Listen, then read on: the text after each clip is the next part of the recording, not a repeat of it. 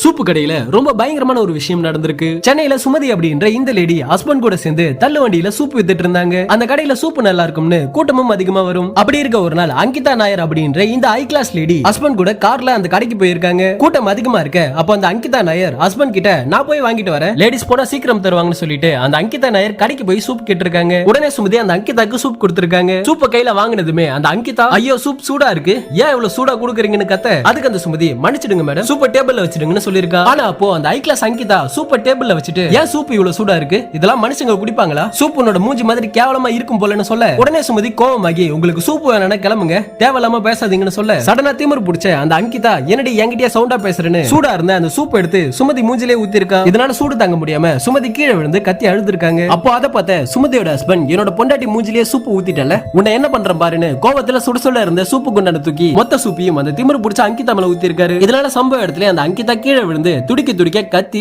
வெந்து போயிட்டா.